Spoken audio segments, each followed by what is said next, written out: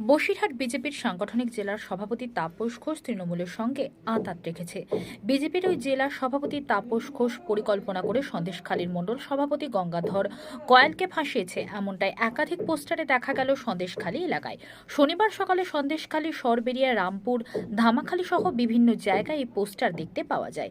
এই পোস্টারে মারা হয়েছে স্থানীয় বিজেপির মণ্ডল সভাপতি শান্তনু পাইকের পক্ষ থেকে, এমনটাই ভাবে লেখা রয়েছে এই পোস্টারে।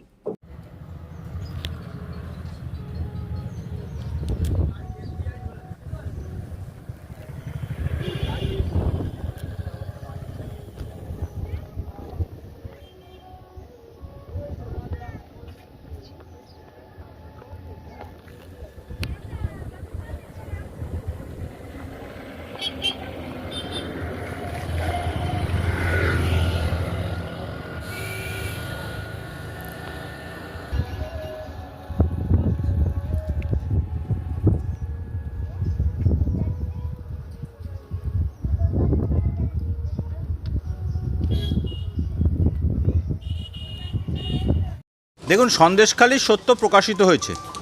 সন্দেশখালী যে একটা বিজেপির ষড়যন্ত্র ছিল, চক্রান্ত ছিল, সেটা বাংলার মানুষের কাছে সত্য প্রকাশিত হয়েছে। আর একটা ঘটনা হচ্ছে, পুঁজিপতিদের টাকায় ভারতীয় জনতা পার্টি চলে। সারা বছর ভারতীয় জনতা পার্টির কর্মীরা মানুষের সঙ্গে থাকে না, সাথে থাকে না, পাশে থাকে না। পুঁজিপতিদের টাকা বিজেপির জেলা সভাপতির কাছে আসছে, জেলা সভাপতির কাছে কতটুকু থাকবে, মণ্ডল সভাপতির কাছে কতটুকু থাকবে, এই নিয়ে ওরা গোষ্ঠীদ্বন্দ্বে জড়িয়ে পড়েছে। ওরা ভোট করবে কি, ওরা পুঁজিপতিদের লুটের টাকা কীভাবে নিজেরা লুট করে খাবে, এই কারণেই মণ্ডল সভাপতি, জেলা সভাপতিরা লড়াইয়ে নেমে পড়েছে। ওরা ভোট করার মতন ওদের মানসিকতাই নেই।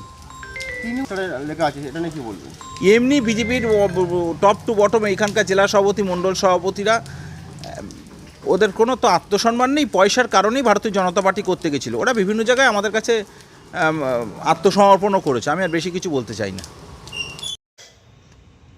দাদা, আপনি বসিরহাট বিজেপির সাংগঠনিক জেলার বর্তমান সভাপতি। সন্দেশখালীর কাণ্ড সেটা কিন্তু মারাত্মক আকার ধারণ করেছে, স্টিং অপারেশন আপনারই দলে গঙ্গাধর কয়াল, এবং তার পরবর্তীতে রেখা বলছে রাষ্ট্রপতি ভবনে কারা গেছিল আমি নিজেও জানি না তারা কারা। এই ধরনের প্রকাশ্যে ভাইরাল ভিডিও এসছে। এবং আজকে যেটা হলো যে দলের বিরুদ্ধে অভিযোগ উঠছে যে আপনি নাকি গঙ্গাধরকে তৃণমূলের কাছ থেকে টাকা খেয়ে আপনি একজন সভাপতি হয়ে তাকে গঙ্গাধরকে ফাঁসিয়েছেন, এবং এই ধরনের সভাপতিকে আমরা চাই না। পাশাপাশি হচ্ছে তৃণমূলের সাথে আপনার গোপন আতাত আছে। কি বলবেন? তো আতাত আছে যদি লোকে বলে, তো এর কি উত্তর দেওয়া যাবে? প্রথম কথা। দ্বিতীয় কথা, এই ধরনের কোনো পোস্টার পড়েছে আমার চোখে এখনও আসেনি, ধরে নিচ্ছি পড়েছে। পড়ার পরে আমি দেখলাম, শুনছি যেটা, যে ওই পোস্টারটা লিখেছে নাকি দলের অন্তর থেকে কারা লিখেছে। আমার কোনো শুনলাম মণ্ডল সভাপতির নাম এসছে। এক গলা জলে দাঁড়িয়ে কেউ যদি বলে যে না, এই শান্তনু পাইক আপনার বিরুদ্ধে এরকম অভিযোগ করেছে, আমিও বিশ্বাস করব না। আর শান্তনু পাইকও এই ধরনের কথা বলবে না। তার জেলা সভাপতির উপরে তার যথেষ্ট আস্থা আছে, আর সবাই জানে। কিন্তু এইটা মনে হচ্ছে নাকি যে আপনার দলের মধ্যেকার কোনো কর্মী বা কোনো সংগঠক সাবোতাজ করছে? না, এরকম আমি মনে করছি না। কারণ সন্দেশখালীতে যা ঘটছে, আর ওই সমস্ত কিছুর পিছনে যা কিছু ঘটছে সব সন্দেশখালীতেই ঘটছে, অন্য কোথাও ঘটছে না। কেন? ওই একটি বিধানসভাতেই ঘটছে। কেন? এটাকে ভাবতে হবে, চিন্তা করতে হবে। কারণ সমস্যা ওইখানে এসছে। তৃণমূল বুঝছে যে এখানে আমার পরিস্থিতি খুব ভয়ঙ্কর, খুব খারাপ অবস্থা, তাই না? সেই কারণেই এর টোটাল এর পিছনে তৃণমূলের চক্রান্ত রয়েছে। তো এই যে আজকে শান্তনু পাইক যার নাম উঠে আসছে, যে আপনার বিরুদ্ধে আপনারই দলের মণ্ডল প্রেসিডেন্ট, একদম কখনো এটা ঠিক নেই। আপনারা গিয়ে পোস্টারের তলায় তার নাম লেখা, ওর নাম তো লেখা হতেই পারে। পোস্টার তো আমিও লিখে দিতে পারি যে এখানে অর্ণব গোস্বামী এই বিরুদ্ধে, আমার বিরুদ্ধে বলছে, এই অভিযোগ করে তার তলায় লিখে দিলাম অর্ণব গোস্বামী। এ তো হতেই পারে। এটা কোনো বিষয় হলো? এটা কোনো ইস্যু? এটা কোনো চিন্তা ভাবনার বিষয়? এগুলো মানুষকে বিভ্রান্ত করার চেষ্টা করছে, তৃণমূলই করছে। যত মাথা ব্যথা এখন তৃণমূলেরই।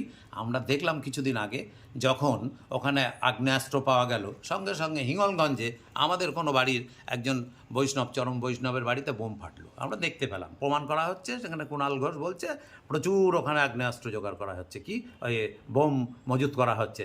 তাই মানুষ তো বোঝে না কিছু, যে আপনারা দলীয়ভাবে সাংগঠনিকভাবে হ্যাঁ। অনেকটা দুর্বল হয়ে গেলেন না এই যে ঘটনা? একদম দুর্বল হলাম না আমরা।